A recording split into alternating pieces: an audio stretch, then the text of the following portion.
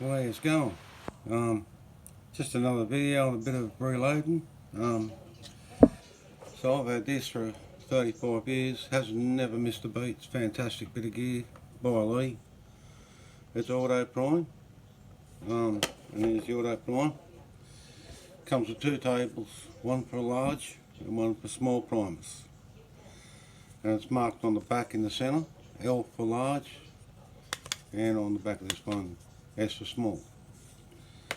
So we're loading small primers in a little 3220 for a 92 Winchester.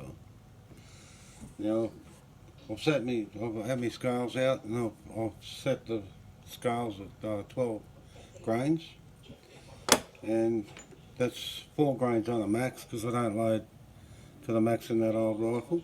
You can, but just for longevity and heaven forbid I destroy it, that'd be no good. So I'll get plenty of velocity out of these. I use AR 2205 behind, or 12 grains of, excuse me, behind these little fellas, if I can remember how to open the packet. Goodness me, there we go, down here. 85 grain, I hope you can read that. 85 grain projectiles, XTPs, they're a big hollow point. Hope you can sort of pick that up. Camera's not fantastic in these iPhones. Flat base bullet with a cannula. So what we're doing now is we get our primers, small rifle primers, and we just dump them in there. Hopefully I don't bounce them everywhere all over the table. And you'll notice a couple of them are sitting the wrong way up. So all you do is gently shake it, and voila, they all roll over the right way up. So then we put our little cover on, stop them falling out. So that just clicks over there and locks in place. Then we've selected the correct case holder, which in this case is a number 19. Now I'm not sure, because they on the back of the case holders, I couldn't work out whether it was 3 or 19, but it turned out to be 19 in this old case of shell holders. So we just we hold them primes away, they'll fall into the loading port, and we slide that little shell holder into the top of the ram. Now all you do is shake it across and you'll see your primer appear in the hole. So the anvil of the primer. Now I better neck these actually. I'll just neck it. Now I could do it after. Just neck it now so I don't forget.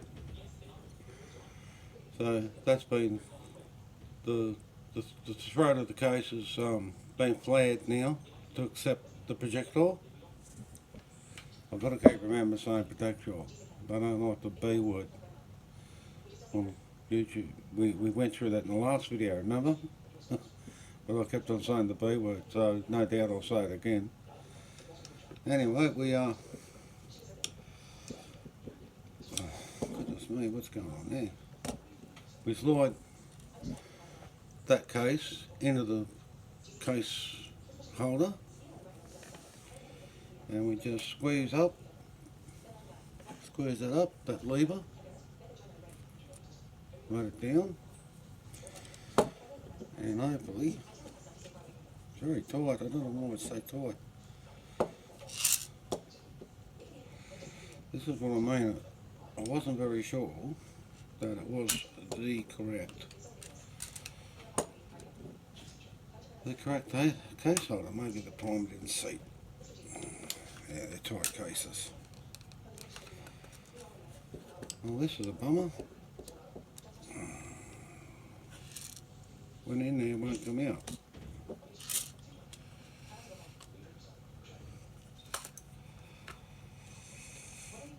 Very tight primer pocket.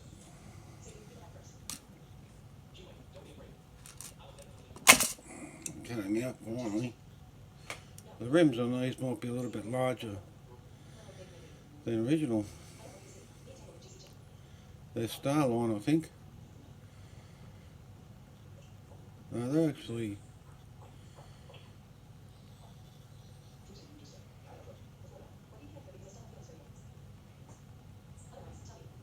yes, R&P. So I got these off a mate, so I'm not sure of the case manufacturer. Anyway, that's a prime case. Now we go over to a powder thrower, which is set at 12 grains. And we just throw some powder. I'll give it a flick. Then we visually look at in the case to make sure the powder did throw and that it's around where you think it would be.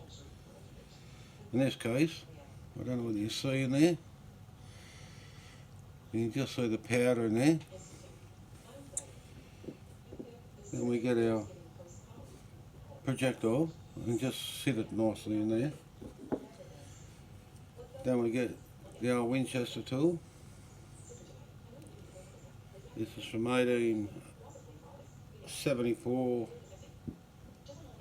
patent. And we sit that case in there, and we bring the handle down, and we squeeze, give a good squeeze, then we open it up,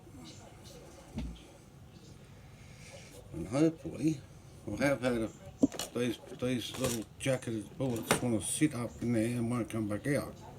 No, that's exactly what it's done.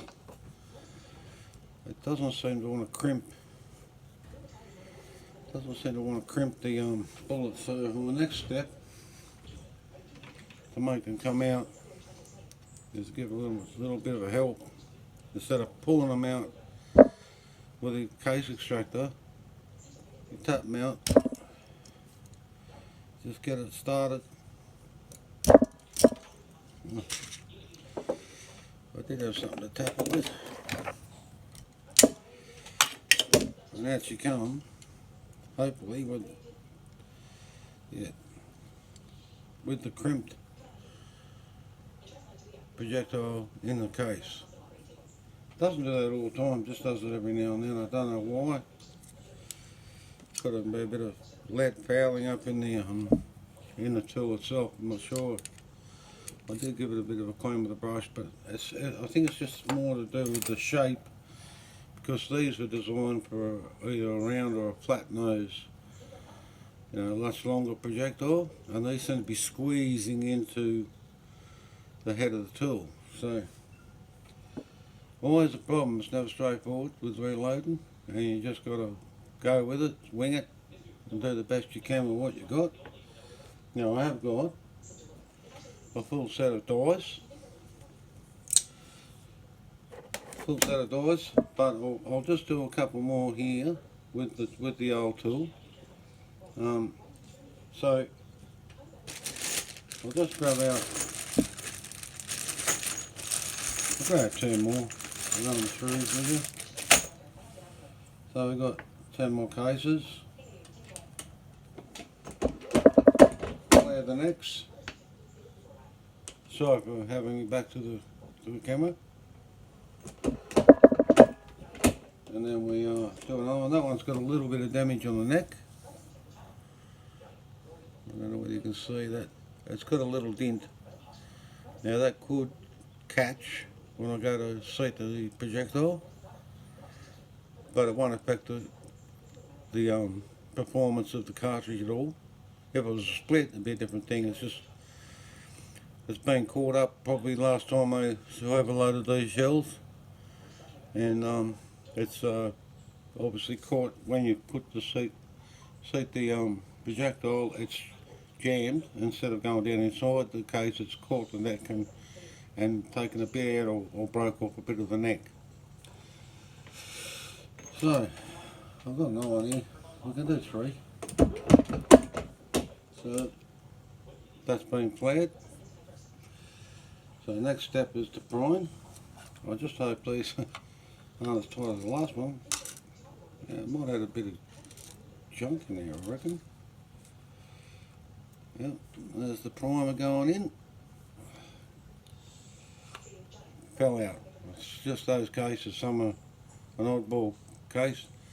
Now if you're really particular about your loading, you use only the same case, only the same projectile, primer. Obviously the same powder and projectiles, but some people go to that point, and you're doing target shooting. You don't mix your cases, you do them in batches. You know, you might experiment with different powder weights and different projectiles, but this is just a 32-20 for a bit of plinking and knocking over a few pigs. So that's the prime projectile again, prime case again, and we'll throw a bit of powder, and then we grab another 85 grain pill. We start it. Looks like it's going to seat alright in that damaged case neck. Then we set this in the tool up in that port, and we hold it with our thumb, get it down close.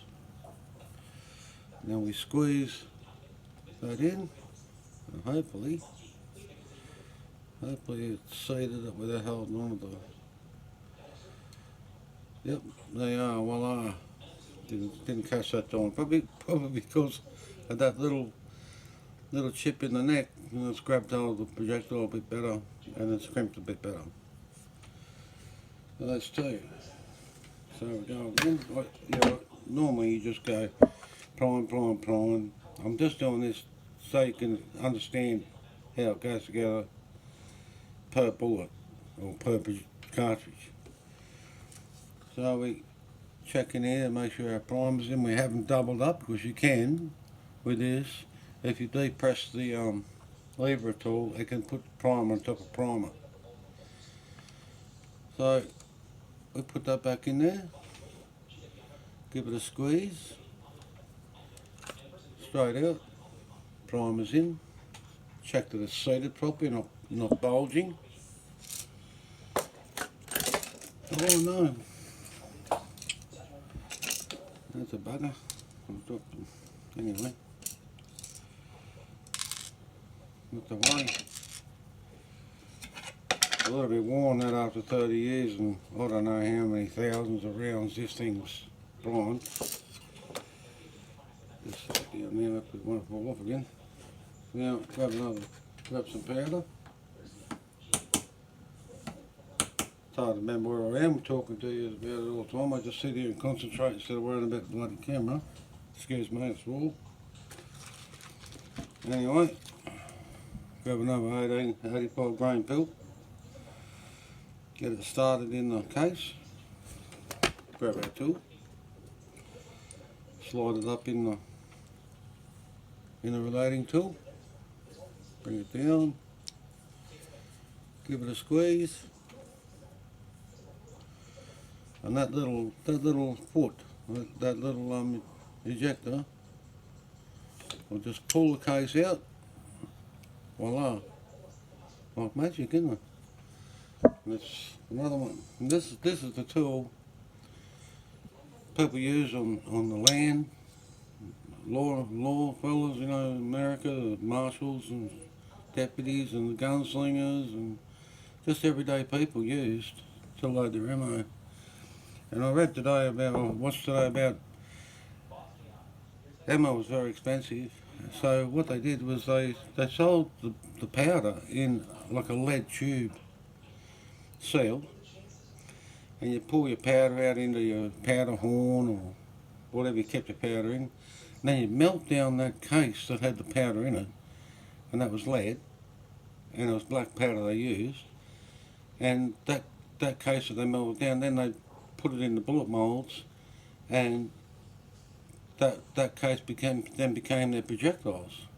Some were ball projectiles in the earlier rifles, some were actual bullets. Now we moved to modern things with gas checks and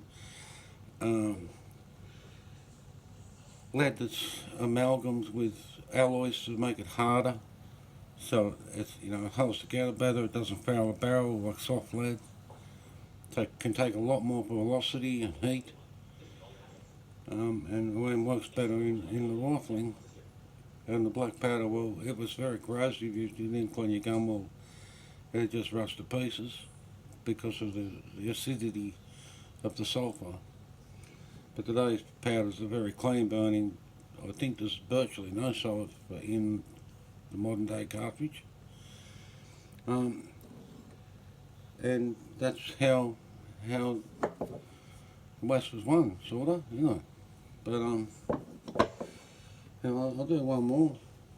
And that'll be it for the video. Actually, it's this one with the chip, so this will be very interesting. We'll see if it'll load. It might catch the edge and won't load. So now we go. I've got a primer rolled over. Every now and then there's a hiccup, mainly the operator, not the tool, because the tool is operating the tool, I can tell you. Anyway, we push that primer in. It's beautiful. Then we throw some powder.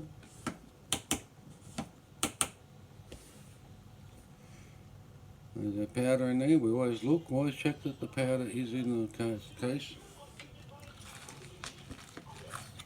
Then we grab another projectile. Get it started so it's a little bit crooked. Straighten it up a bit. Again. Oh, get it close. Then grab our tool. And we slide it up in there. Just hold it with our thumb so don't fall out, or hold it up like that. A gentle squeeze. I think it might have buggered the case. It felt funny. No, that was lucky. So even with that little bit of damage on the edge of the case, which you can just see there, that'll chamber fine. It's not protruding. It's not rough. Anyway, I thought these would like that, something different. Showed the Lee Auto Prime. Great tool. Makes it so much easier than doing like I did in the last video, priming with this. Yeah, so anyway, hope you enjoyed it. I'll get in and start loading some, finish loading this little bag of cases, and I'll catch you in the next video. Catch us later. Have a good one.